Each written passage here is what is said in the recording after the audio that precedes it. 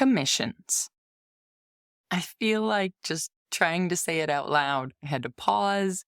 It's kind of like a 4-letter word when I talk to other potters.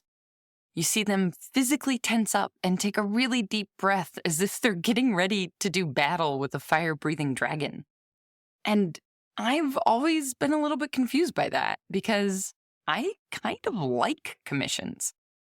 Just add it to the list of the ways that makes me a bit of a black sheep here in the art world.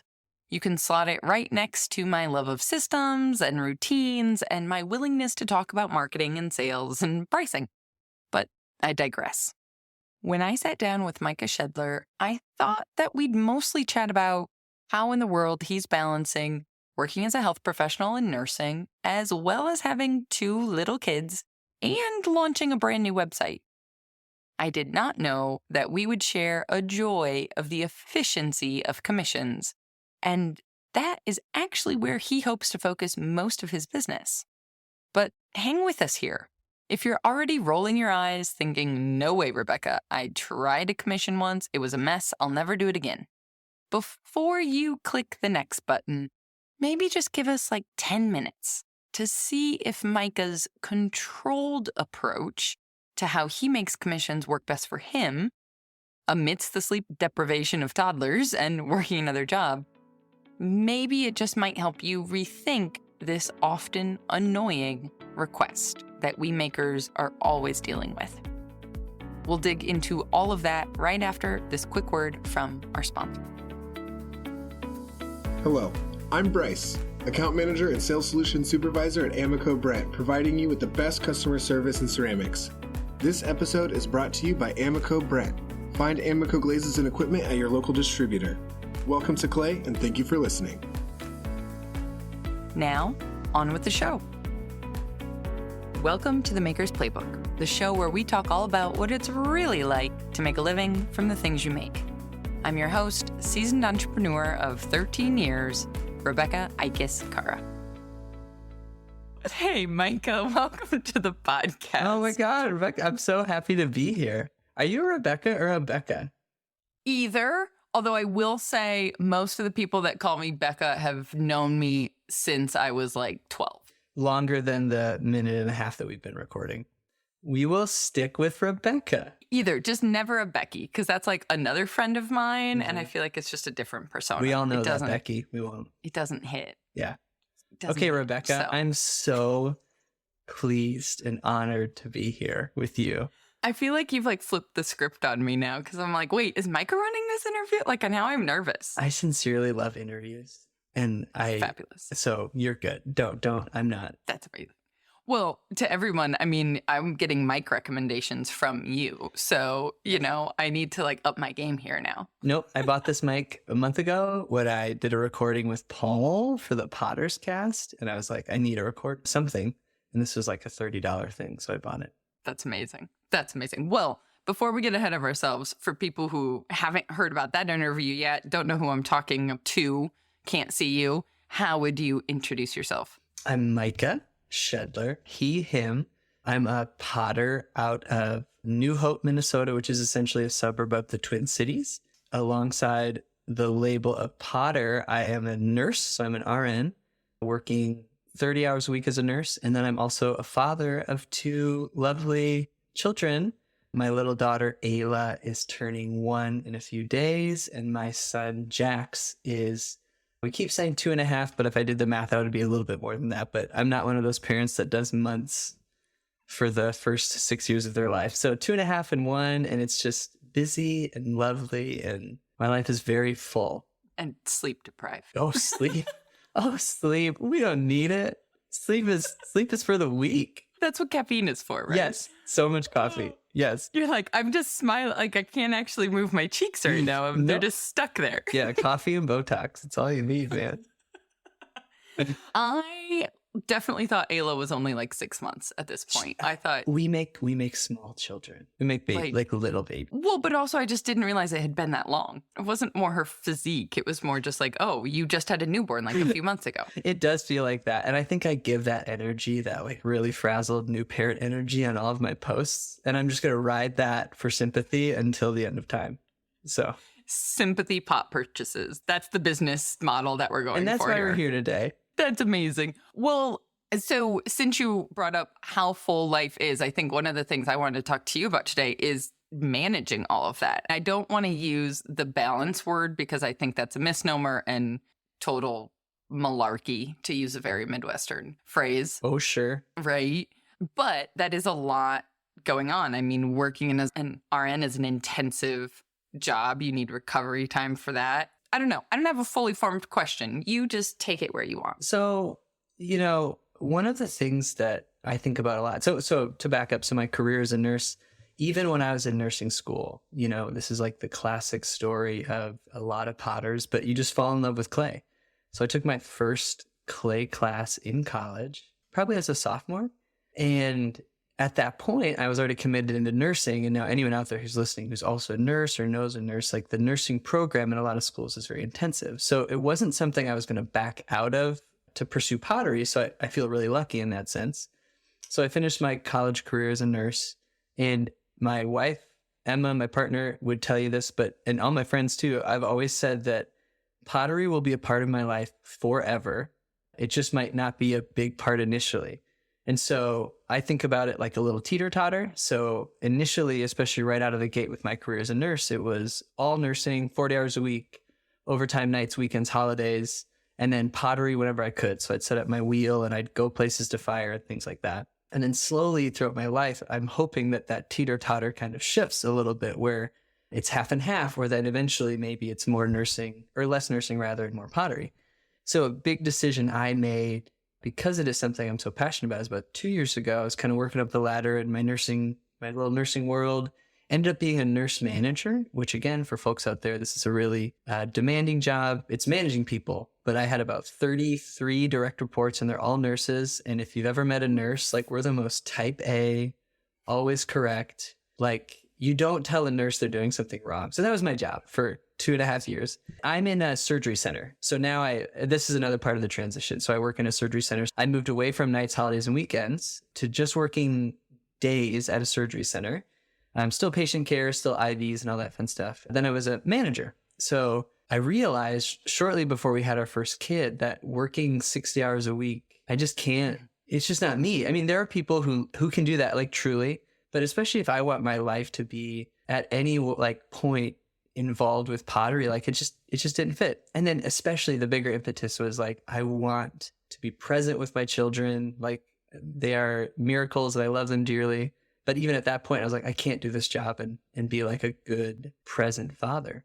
So I stepped back. So now I'm back to being never just a nurse, but I'm back to being a floor nurse at that same surgery center. But now I only work. So this is part of that teeter-totter. I made the decision to work a lot less. So I'm working only 30 hours a week. So 3 10-hour shifts. And then 2 days are dedicated to pottery. So this is something I've worked towards for a long time, including before we had kids. I would tell Emma this, but so pottery is like a self-contained little money thing. So everything I've made with pottery or done with pottery, I've made through pottery. I mean, give or take a couple $100. So it's kind of its own little funded unit for me.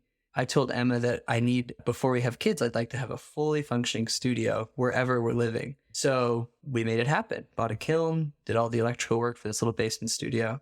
You moved fairly recently, Yeah. right? Like, because I feel like I saw this build out happen on Instagram. Yes, so we moved. And was she pregnant at the time? Yeah, we had a lot going on. That timeline seems like you had a due date. There was not like a hypothetically before kids. You were like, okay, so in T-9 months, I need a studio. Well, I should say too, before I was much more active on Instagram, I had a different studio. So we had a small kind of what people would call a starter home. It was like built in the 40s, where I renovated a room that was, I'm not kidding, maybe 10 foot by 10 foot into a pottery studio, like with the electrical and the kiln. So like I couldn't be in there when the kiln was firing. I put a hole in my house to get the vent, to get all the chemicals out. It would like heat our house in the winter. So I did have that with jacks. Which is actually very helpful in the really Midwest. nice. It was Thank right you. above our house. Oh, we loved firing days. Or right above our bedroom, rather. So I did have that studio. And then when we purchased our next home, we were able to, I actually have a 2-car garage that's separate. I kind of wanted a studio outside of my home just because dust and kids and things like that. And that's the Reno that I've been much more, showing a lot more of. And so we were pregnant with our second kid when that was all happening, and then Ayla was born. So the timeline gets muddy. But now I'm able 2 days a week for 10 hours a day. I get to make pots and treat this like a business instead of just or more of a business instead of just like something I'm wicked passionate about, which I am. So that's the journey. Well, that's where I was super curious, because for me, when I think about working in healthcare, I think my brain thought you're still at hospitals. So I'm thinking like shift work. I'm thinking sometimes your nights, sometimes your days. Sure. Not that 30 hours a week now is not still a lot of work, but just like your body clock of dealing with hospital work. Thankfully, I don't have to worry about that. So it's just the kids ruining my biological clock, not my work. It's just more of a constant, though, as opposed to 3 on, 2 off, 3 on, 2 off situation. Yeah, what you lose is sleep, what you gain is cuddles. Have kids. It's great. You're being sincere, so I'm going to walk away from the sarcastic response. I love my kids. Yeah. Right? But this is the funny part, right? As someone who does not yet have kids, you hear all the stories from everyone, and I'm like, you guys aren't actually helping. This isn't encouraging us to keep trying. This is kind of like, wait, what are we doing? No, Why do we want to do this? The best birth control is hearing other people talk about their children. Like, for years, I've heard people talk about like, I think it was dirt, but it was probably poop, so I tasted it. Like, people say stuff, or like you hear what kids say or do. And now I'm that person, but like I'm very aware of it. So at work, I'm like, the first thing I say to anyone who does have kids are a miracle. I love them more than anything. But this is what Jax did this morning. Anyway, it's the best birth control. But I haven't slept for 2 years. But it's okay. Yes. Gosh, that's amazing. So yeah, that's my journey, business journey. I was curious because when I saw you recently launched a website, I think you, correct me if I'm wrong, but you were selling on Etsy before. So now you have a full like website, shop, etc. Yes. And that is such a huge undertaking to where I was like, okay, hold on. I need to understand if you just felt like the social pressure to do that, because there is a lot of pressure of like, oh, you should have your own site. You should do all of these things. Yes. Or like now that I'm learning, like the teeter-totter is a long-term plan, which makes me feel a lot better for your mental well-being rather than the shoulds. It's funny. It was fully a should. It's like, whenever you start something, you just assume certain things are actual milestones. And then you realize in hindsight, like, oh, I did not need to do that. So if anyone's listening and is like, feels like they need a website, it's more money than Etsy. It's more work than Etsy. And like Etsy does some really nice things for you. So I don't like regretting things. I don't regret it. I love that I got my face all over the internet and like, got those fun pictures out there. I love the control that I have, but I'm actually looking into reintroducing my Etsy site as a secondary thing, because even just with SEO and things like that, like I didn't realize what Etsy was doing for me at the time. So this is still like in its infancy, because again, I can focus on like 2 things at once with everything I've got going on. But I think eventually I would actually reintroduce Etsy in some small way or change how I do it, because I'm just not getting the traffic that I would have with Squarespace. So like it was a peer pressure thing. I'm happy I did it. But now it's all the work of like, oh God, I got to learn about SEO, and I got to like, these things that again, I didn't say this yet, but I can make pots. Like I'm actually really happy with the work that I make. I love the work that I'm doing right now, but it's everything else. It's like the marketing. I mean, this is your whole podcast. It's all of this stuff that this is a skill that now I get to learn, and you just don't know until you jump off the deep end. So that's the next step for me. But anyway, I'm rambling now. Oh, 100%. I'm like nodding emphatically over here, because that's the only reason we started on Etsy is because I knew we don't yet have an audience. Mm-hmm. I mean, I have an audience from wedding photography that maybe might buy some pots that I could promote. Like there's other places I could dip into, as everybody else has that network themselves. But as far as viability of supporting a whole business, I knew like there's tens of thousands of people coming to a website because everybody knows the word Etsy. Yes. Versus nobody knows caraterra.com. Right. And I didn't really grok that until I started seeing those specific retail sales dip pretty significantly after the website. There was like an initial surge because I was promoting my website. And so all those folks that follow me on the gram jumped on and bought some work. But you don't get that same like trickle. Because the way I do it, I do like, almost quarterly updates, because we'll talk about this in a bit, but like a lot of my work is actually commissioned. So it's like made to order. So when I do those updates, I will get an initial burst of sales, but on Etsy, it would be like a couple pots a month would also kind of, filter out the door. And then some months much more than that. You just, until you've got everything set up with your SEO, a website just doesn't have that same viability initially.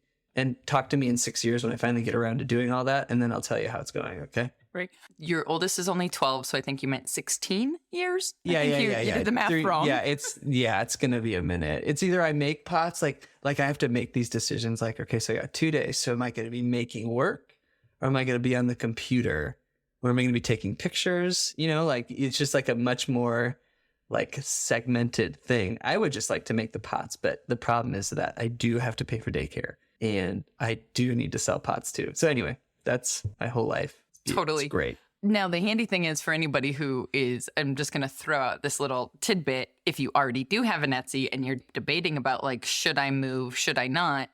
The thing we monitor always is the stats in Etsy of what percentage of people coming to the store or coming to a listing are coming from an Etsy search versus you can see like the percentage that you're bringing that are coming to a direct link. Yes. A direct link or social media means we've sent them there versus who's coming from Etsy. And for us still, like 80% are coming from Etsy. So it's valuable for us to be there, even if I have to field a lot of truly crazy conversations. Wild. Yes.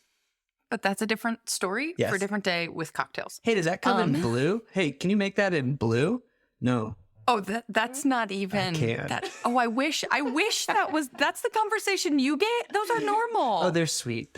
Yeah, they're easy. I want those. No, I don't get those. I get like all capital letters. Like, oh no. It's just, no, we're not going to go there. We're not. This is not the podcast way more for that. time. Or just a different episode. Yes. We might go there in the future. Hey, but you invite me, I'll spend the time. I love talking. Beautiful.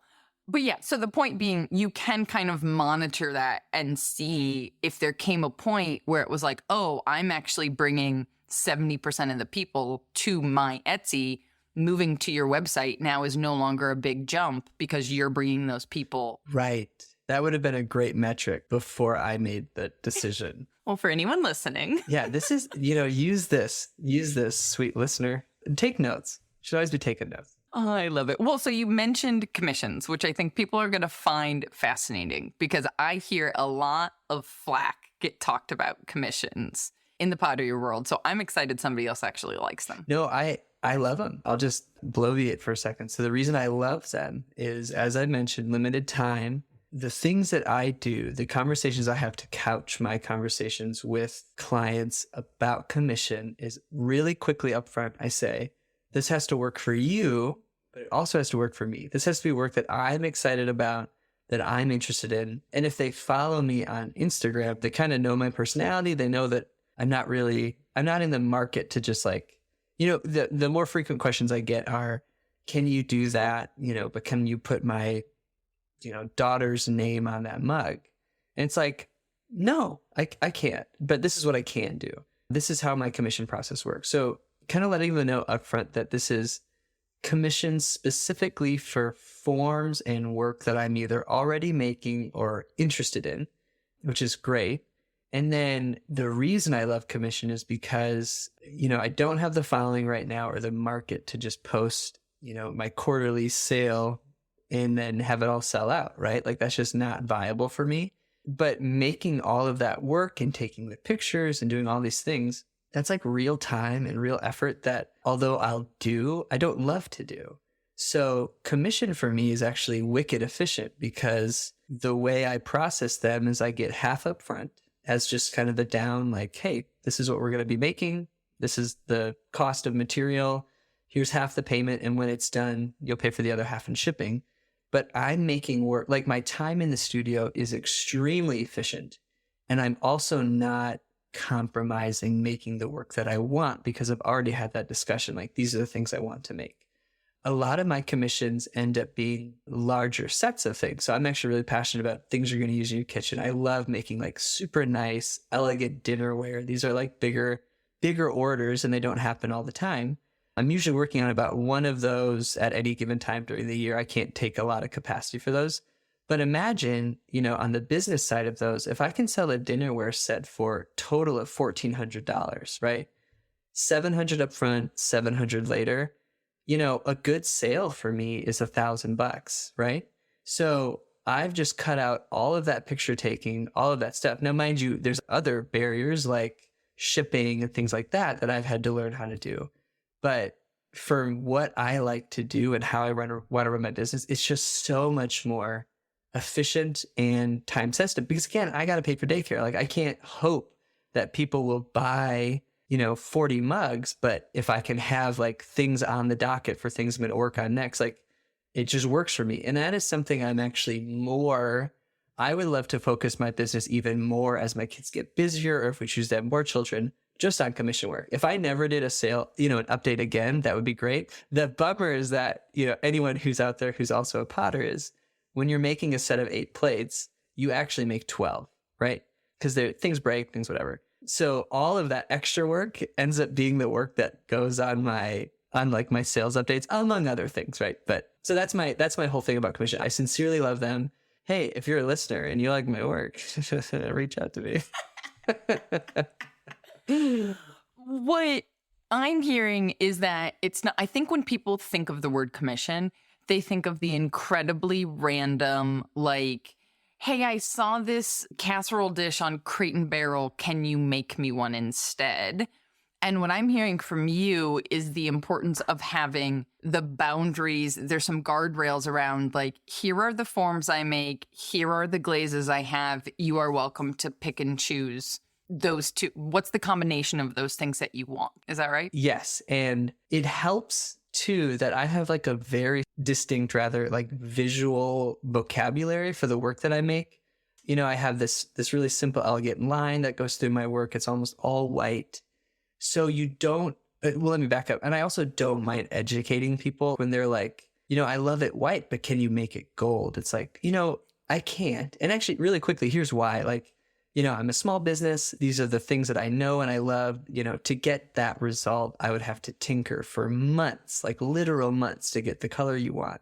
So these are the things I can offer. And then, people bounce off, and that is like totally fine. Like, again, I don't like to sweat those because it wouldn't have worked out for me anyway. I would have hated every second of making that piece.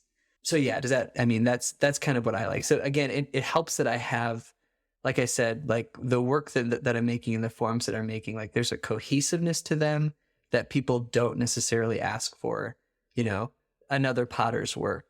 It does happen. Don't get me wrong. Like 3 years ago when I was just like trolling for anything, I was like, oh yeah, I can do that. Sure. Yeah, I can do that. But now as I've grown and I've kind of learned what I like to do, it just becomes easier and easier to say no to things. And I think this is what's so interesting to me when I see so many bios say no commissions, no, just like straight up front, is the point you made just a little bit ago, was being open to that education process, being open to having that conversation, which I don't think can be too laborious if you have, like for photography, for me, I have a ton of stuff already pre-written. Yes. And I'm literally using the same email template, but adding in some pertinent personal details and information, because the education process is basically the same every single time. You don't have to reinvent the wheel on that conversation, right? Agreed. And once people understand it, they're so amiable. They're just like, oh yeah, no problem. Like they'll go somewhere else. And I'm actually like, you've heard me talk. I love talking. I love teaching. I love educating. I was actually a nurse educator for a few years as well. So like that stuff kind of roused me up anyway. I'm just like, yo, you want to know why? You don't know why that doesn't work? This is so fun. You ready to learn? So to come full circle back to Etsy, unfortunately, this is also my, like, I want to educate people. Like, I have this belief that at their core, people are sane and like decent. Oh, sweetie. And Francesco was, yeah, exactly. Francesco was forever like, why are you putting this much time into this conversation? Like, it's always apparent to him at the very beginning that there's a red flag. And I'm like, no, but and he's like, no, just stop. Yeah. And again, right, that's why those boundaries are so great. Like just being really clear, like, I won't be doing that. Like, I won't be doing that. Thank you so much for reaching out, but like that won't happen. And just really quick, Right. here's a brief aside, but then here's things I can do. Or, if you like that idea, we can work on a form that works with that, but I can't do that color. And that's fine. I mean, people, and then they'll leave and never slip into your DMs ever again. But this is a really good point as to why you did move to a website. Not that that was part of the grand plan, but you can control that experience so much more on your own website. You can do a lot of that education up front to be able to, send someone a page on your website to be like, yeah, I'd love to do a project with you. Here's how it works. Yes. And I have right on my website now, I have a tab for commissions. I'm still tinkering with it. And as I kind of get more work, and I actually have a good photography friend who's like I married into the photographer kind of thing. Like she is my wife's cousin. She did our wedding photographer. She took those pictures of all, she's wonderful. Cordelia's great. I'm going to have more pictures of commissions that I've completed and kind of fill that out more. But now it's right on the website. So I can get a direct email right to my little thing that says, this is what I'm interested in. And then right on it, I do explain all that. I say, it's got to work for you. It's got to work for me. These are some ideas for the forms I make. Here's some ideas for what people have done in the past, things like that. So it's just a much more catered experience. And Etsy didn't really... Oh, you know what? Backing up, that is a huge reason I moved to a website, is because I wanted to do more commissions, and the like formatting and the work on Etsy. You're shaking your head. Like it doesn't exist for that. It's I have this one mug, and I have this quantity of it, or I can make it to order, but it's not really as like give and take, as organic as kind of I would prefer with those conversations. It just didn't even have that structure. So yeah. To answer your question a half hour ago with a much better response and not regret my decision, that's right. That's why I did it. But I mean that you make a perfect point of like understanding like the pros and cons of different platforms, Yes. right? Because people are forever, I get all sorts of questions around like, have I had an episode about which website platform to use? Squarespace, Wix, whatever other WordPress, a million ones out there. And it's like, well, it's not like that. It's what do you need? And here's the pros and cons of all these options and which one gets you the closest. Right. Like which one has a good e-commerce? Which one is better for like formatting really easy, beautiful, like gallery like pictures, Yep.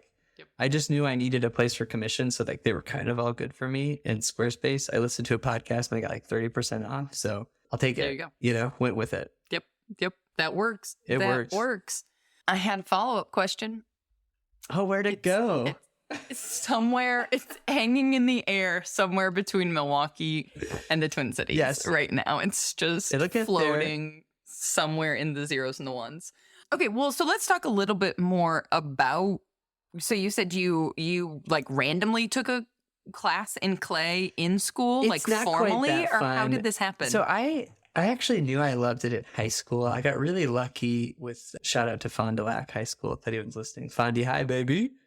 Let's go Cardinals. We had a cool art program. So like every semester, alongside like I played soccer, I sang in choirs, but I was able to like pursue art things. Obviously that has ceramics. And I knew people out there in clay, you just know when you love it, right? Like very quickly, even in high school, I knew I loved it.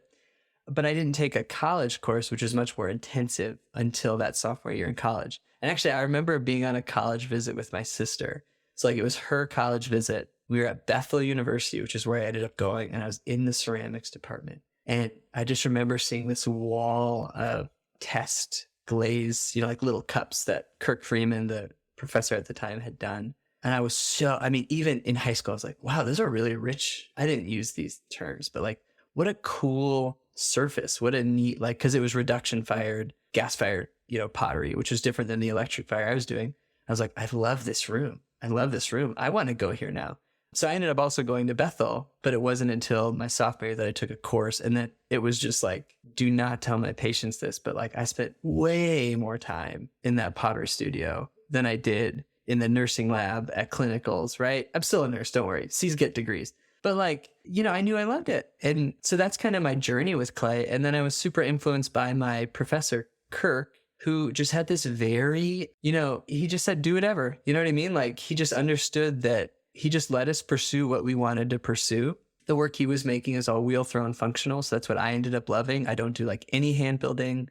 I stick to like very form first pottery that is like, what's a nice way to describe it? Like really steeped in the traditions of like, we have a really active Minnesota Mingay, like wabi sabi type of functional wear that is really common. Like I do not mean to compare myself to these amazing potters, but I'm heavily influenced by like the brown pots, like, oh my God, Warren McKenzie, big one there.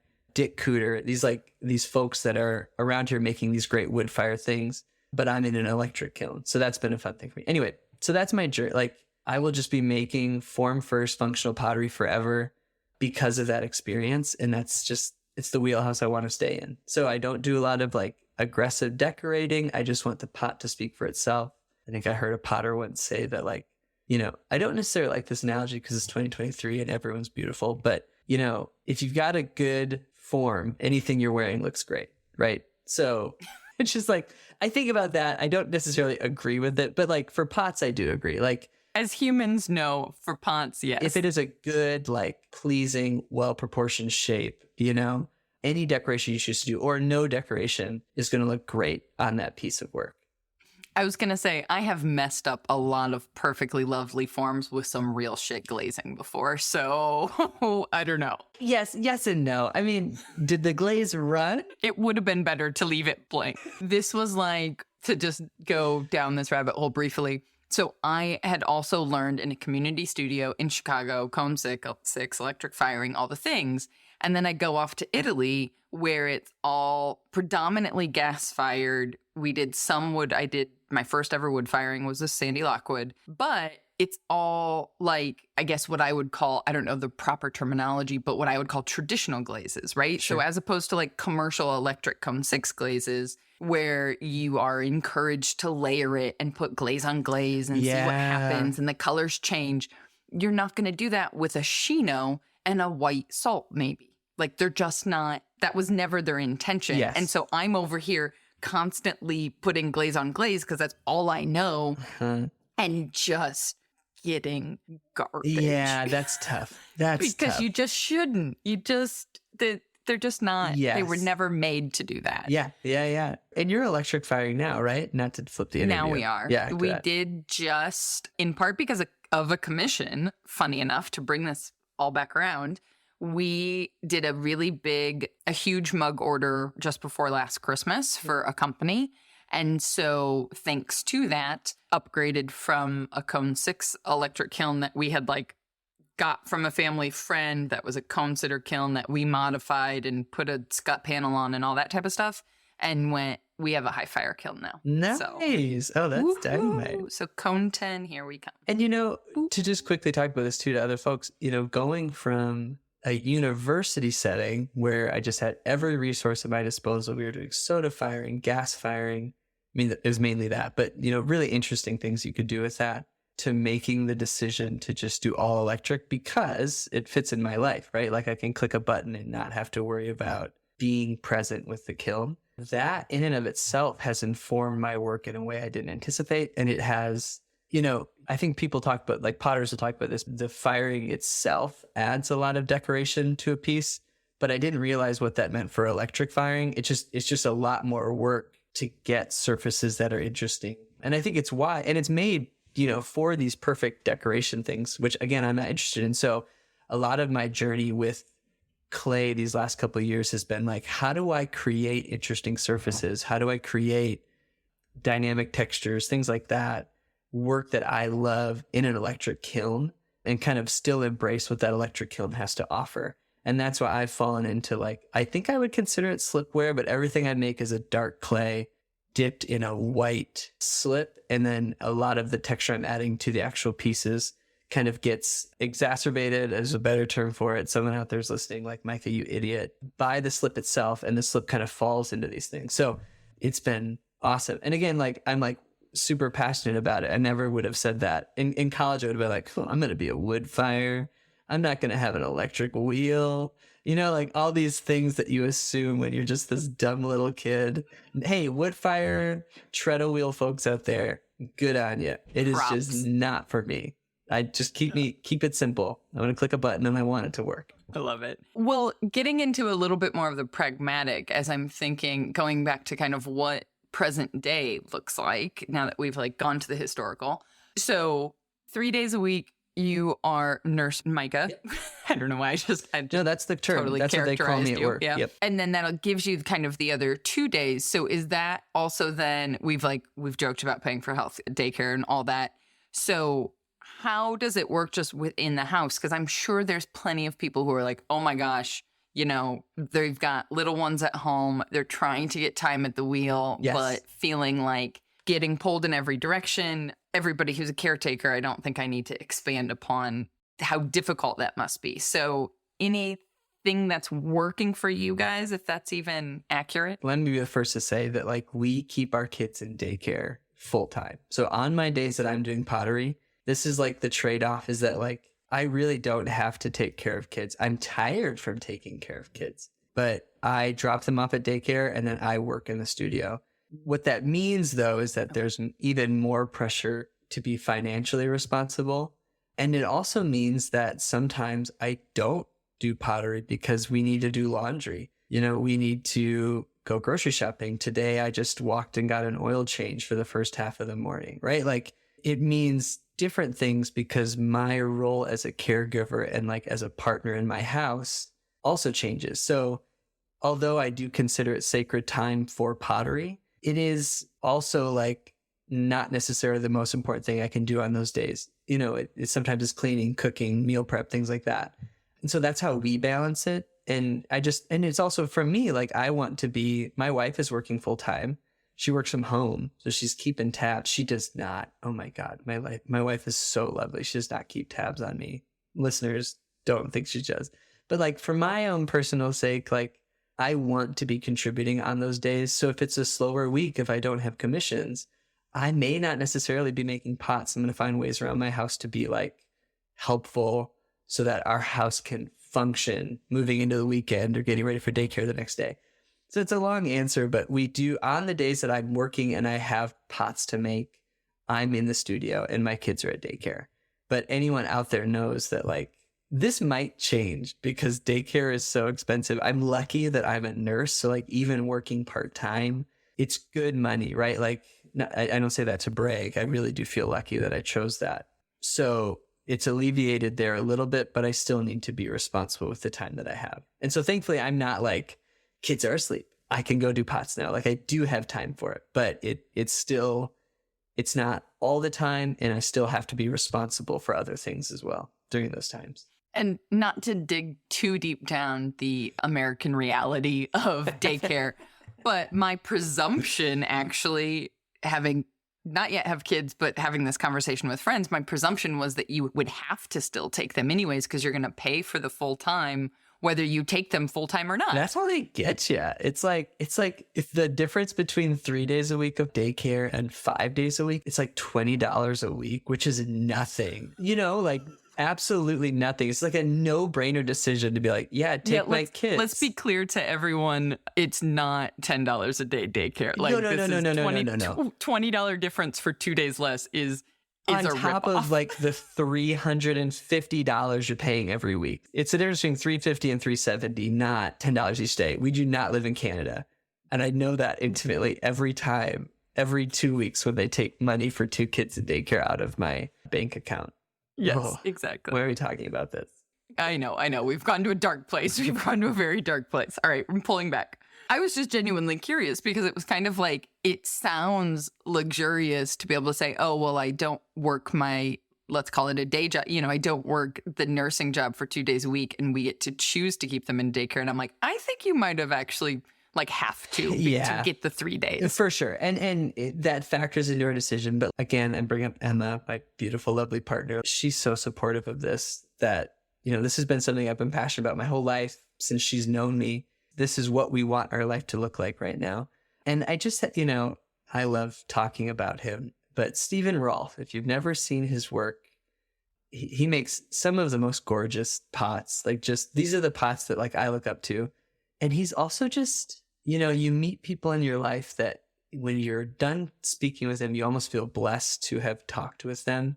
And I'm lucky enough to live in Minnesota where there's the St. Croix pottery tour, and I got to go to where he was selling some work, and I catch up with him every year, and he remembers my name. He remembers that I have children. I see this guy once a year, and he said something. He said, those first couple of years, I was just pushing pots out the door. But he was like, he looked me in the eye and he's like, but Micah, it changes. Like eventually people are going to be pulling them from you. And like, even if that's not true, like what a lovely thing to say and what a genuine thing to say to someone. So I think about that. Like right now, we might be going pot to pot, commission to commission. But I do have hope that like, as I continue to work on marketing and things like that, that it's just going to grow, and it's going to grow in a way that I have a little bit more control of, as opposed to just kind of accidentally, doing pottery updates on my website, because I'll be doing commission work. But these are my hopes and dreams that I'm getting into right now. Well, what I think is really impressive is the long game that is clearly present, right? Like the metaphor of the teeter-totter is something I'm going to go back to frequently, and also being, a little farther ahead in the self-employment track, knowing that a teeter-totter never stays, right? Yeah. That's a constantly moving thing.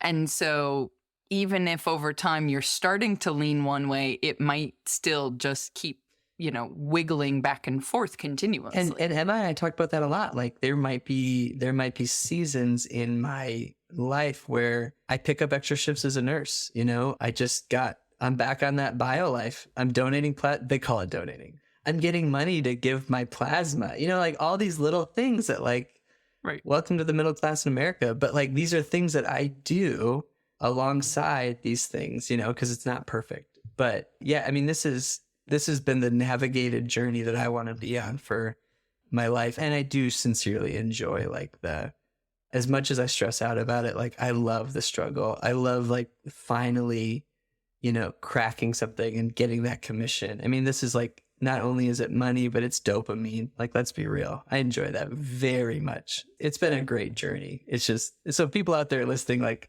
I don't mean to sound like down, but these are things that I'm looking forward to years in the future. And honestly, having kids, I hate to pull the kid card, but it does put things into perspective, like from a chronological standpoint that I didn't really anticipate, where it's like, the best thing I could think of is like when your kids are first born, nothing else exists. Like you are just focused on your kids, but as they get older, things change. And so like that was such a good lesson for me, where just as you said, it might be this season I'm doing a lot more pottery, and that's going to change, but it won't be like that forever. We'll hopefully have another kid eventually. I will be posting a lot less. I will be making a lot less pots, but that won't be stagnant. Like that's going to change as well. What I think it is especially interesting is that I've noticed this thread through a lot of it's really apparent with people who are full-time, like the conversation I just had with Danny Meisinger, Brian Hopkins and I talked about this. Lots of people, even our time with Sandy in Australia was really showing how much potters, especially in part maybe by the personalities that are drawn to ceramics. I don't know. I'm going to just lump us all together like that. Stereotypes are a great time saver. Right, and in part by the kind of demand of what working full-time as a potter looks like in terms of capitalism and economics and all of that, is so many people have talked about building the life around, that it's an entire lifestyle, not just a career, not just a job.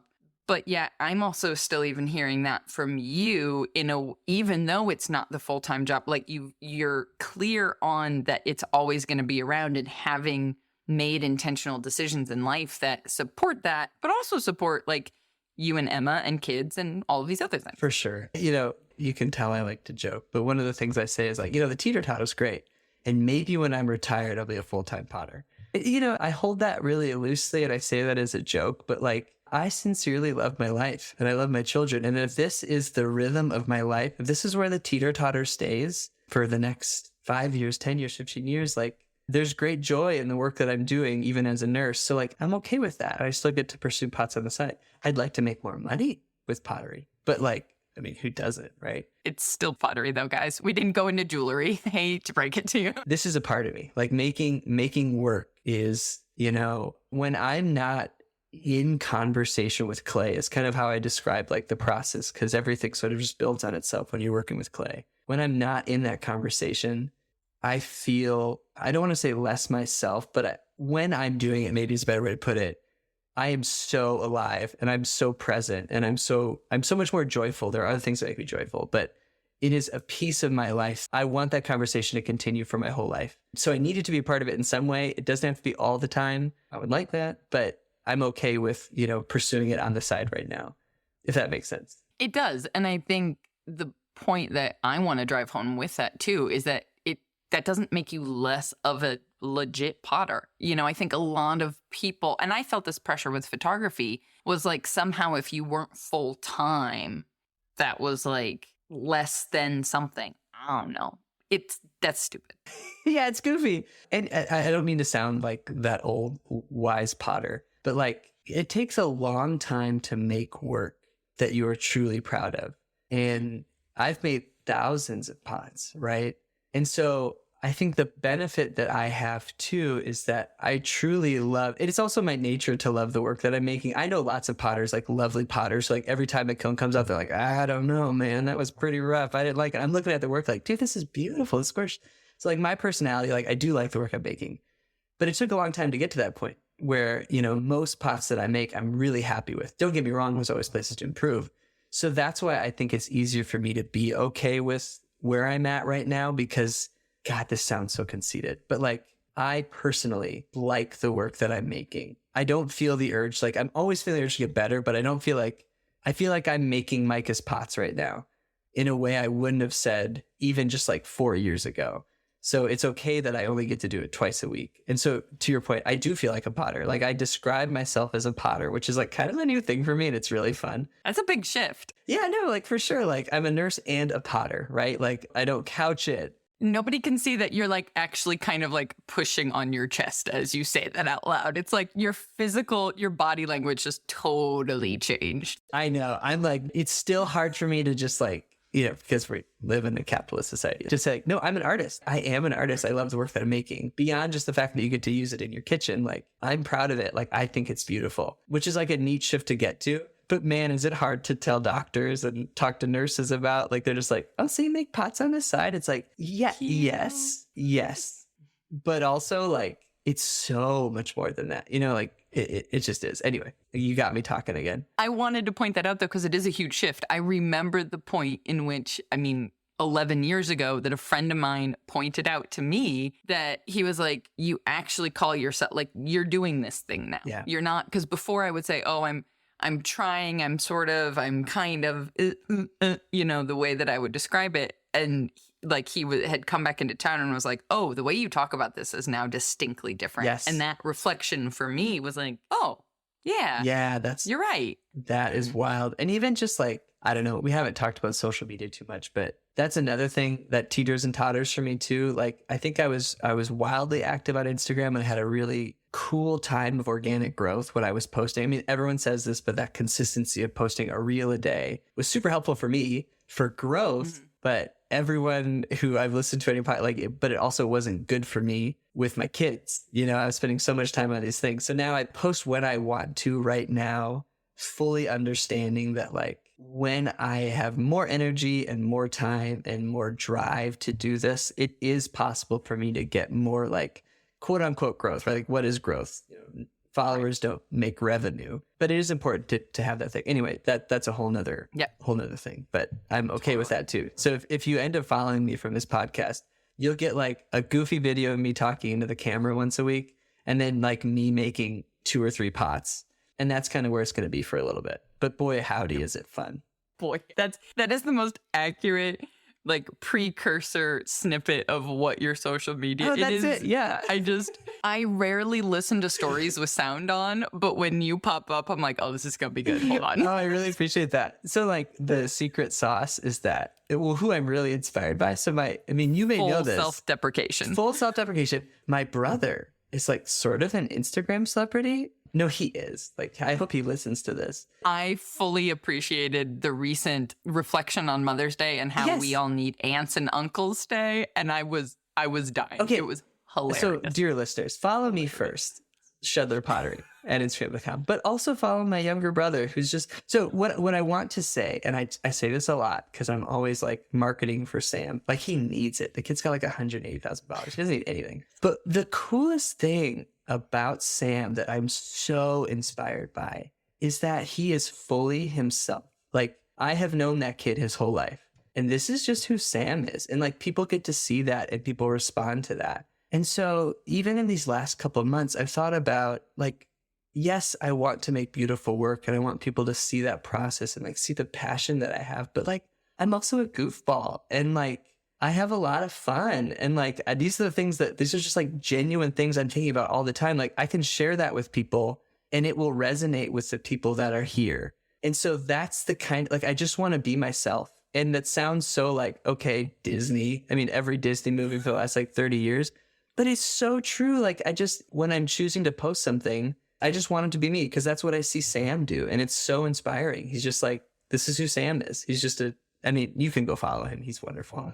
But that is my big inspiration because it's just so much, I'm so much more comfortable posting those things when it's just like, this is me. I'm having fun. We're having a good time.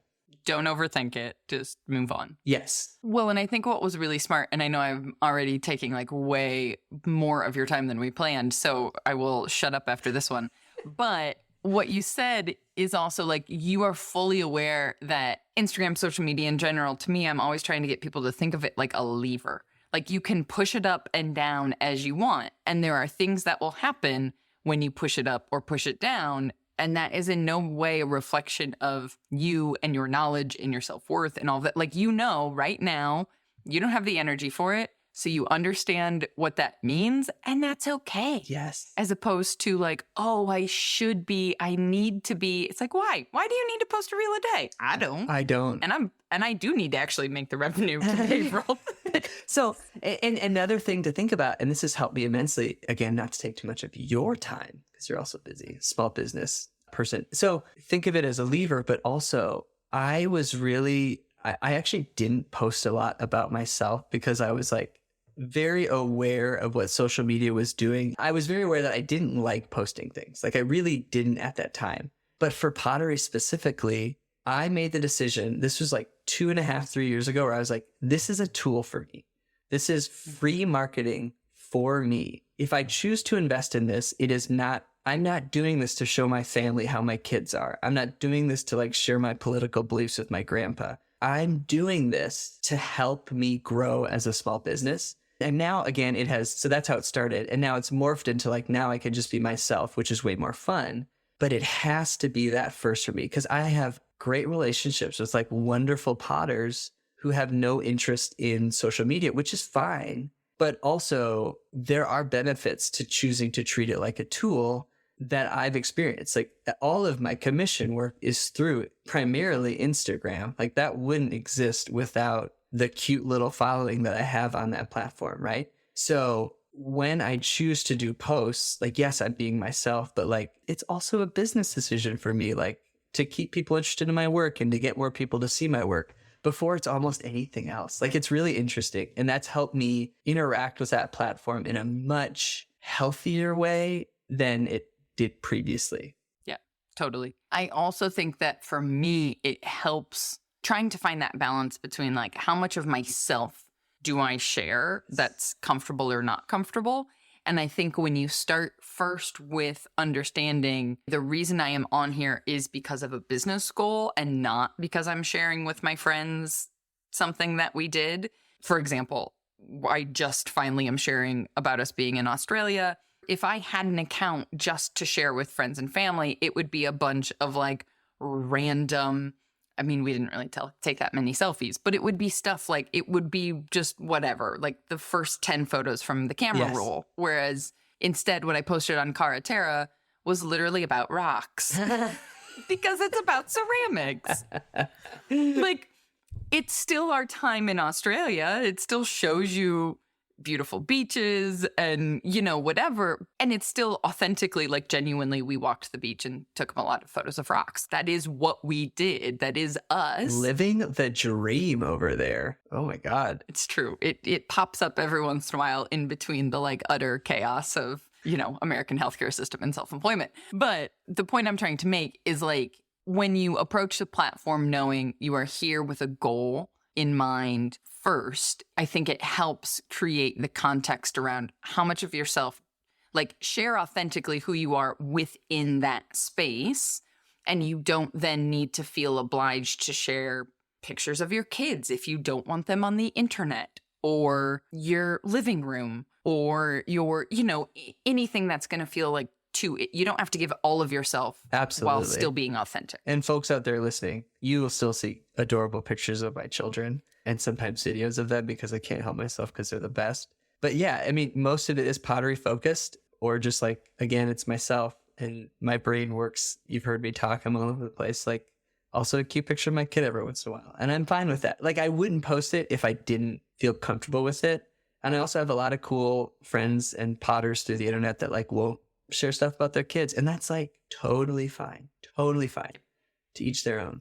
We've got inevitably every conversation, there's always healthcare and there's always Instagram, like regardless of where we start. It's almost like I've listened to your podcast. Well, to try and bring a temporary pause, is there something about, life as it currently stands that you feel like you either wish people knew or would, I think there's a lot of other people out there trying to balance these multiple different things going on. You at least give us all the perception that there is a teeter-totter that doesn't make us want to vomit. Yeah. And I think, man, and this is echoed, I'm not original in this. It's been echoed by a lot of folks on your podcast, but just finding ways to give yourself so much space, like emotionally, mentally, spiritually, just to be really being okay with and taking kind of the longer eye approach to the process of, having a successful business or being a potter, whatever you choose, like whatever the thing is you want, because it does take a lot of time. And so, for me, that means stepping back as my kids are younger or changing my business model to be much more commission focused because kids are younger. But even then, like there are weeks where like, I'm just like dad tired and I sit on the couch and I play Marvel Snap on my phone or the new Zelda just came out. Like I'll be hitting that up pretty hard and I have to be okay with that. Like, I have to fill commissions, but giving yourself enough space to just like be okay with where you're at. Cause like I tell you what, so even if you're in the nets of it, like this isn't your life forever and you're going to find like as you cater your life and you get, more invested in this thing that you love, like you will find more space for it. And you're going to find ways for it to work. It just might not be what you had originally thought, like I did with my wood fire treadle wheel pottery dreams as a college kid. That's what I would say. And I think, this is not new information, but I think the more we hear it and the more we normalize it, I think it's just a good thing. And I still struggle with it, but like, it's okay that I'm not making $40,000 a year yet with pottery, right? Like, and that's okay. We're going to get there, maybe. I was going to say, spoiler, we aren't there. Oh, yeah, I think the big number. I think like a really big number. The sad part is, just to give context for everyone, that's not that big of a number in the US. I mean, like you wouldn't have bought a house. It's more than that number, just as a salary. So much more. That's different. Oh, so much more. We're sort of in a recession too. So I tell people that. I'm like, yeah, no one wants to buy pots in a recession and that's fine. Like, that's fine. We need a whole nother hour. But at the same time, I'm just going to say how much of that is a created thing because people started talking about it as opposed to like the unemployment rate is not bad I know. Right now. Like we keep saying we are. Rebecca and Micah's political talk. I'm just saying. I listened to Farnoosh, what's her last name? The podcast is called So Money. And she was talking about like, if people think they're in a recession, they behave like they're in a recession, and then therefore you are then it creates it, as opposed to like, everything's okay right now, everybody. Just like chill out. And buy pots.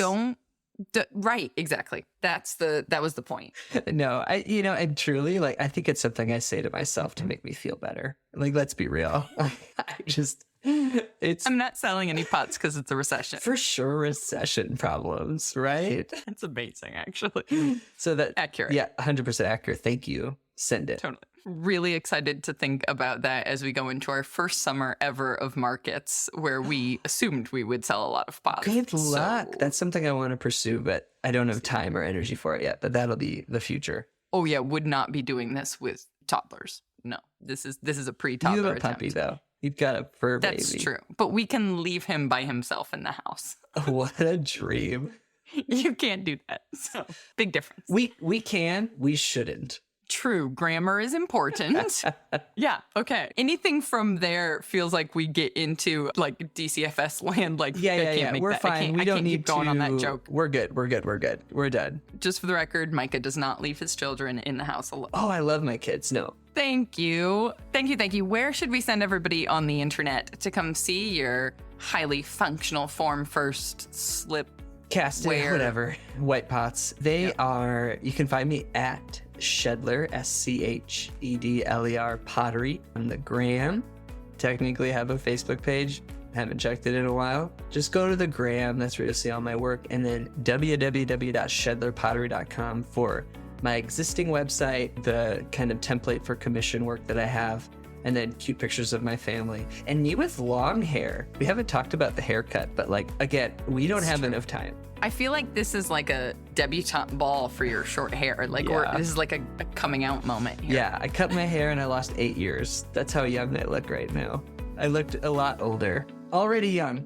Did you look? Come on, give me that. That's why I kept it for so long. I looked a little bit older and now I look like I'm 6 again. Now patients will ask me how old I am with short hair. They didn't do that with long hair. Interesting.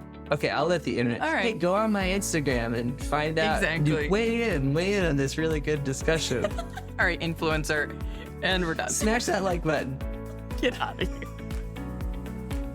Okay, if you couldn't tell from this chat, Micah is going to put a smile on your face with the humor of dad jokes, of real life, of just some typical, I don't know. He just always makes me laugh. So, if you aren't following him yet on Instagram and you're looking for a bit of fun to fill your feed, but also just to be realistic, just brighten up your scroll. Definitely wipe the mud off your hands right now, and you can come and check out the description of this episode in whatever podcast app you are listening to, and then click the link on over to his Instagram account. Don't get too lost into the Instagram scroll right now. If you're in the studio, just click a link, hit follow, and then get back to what you were doing, right? I know, easier said than done. But while you are in the description of this episode, you might also notice a couple of other handy links in there. And I know you've heard me say this before, but one of the links in there, you should really come check out the community, which is at makersplaybook.com/community. I mention this now in particularly because recently we got to chatting about some member ideas for perks with this podcast specifically. I don't know why I said this podcast. It's the only podcast I have, but you get what I mean. If you're already on our email list, which you can jump onto at makersplaybook.com/newsletter, you're going to start to see some community member features in our emails, where I get the awesome joy of sharing exciting news about community members' shop launches, like Lisbeth in Belgium, who just launched her Etsy shop full of gorgeous teapots for the very first time. They are stunning. Or also announcing cool new projects of members that they're working on in order to take the next step towards this crazy dream of making a living from the things we make.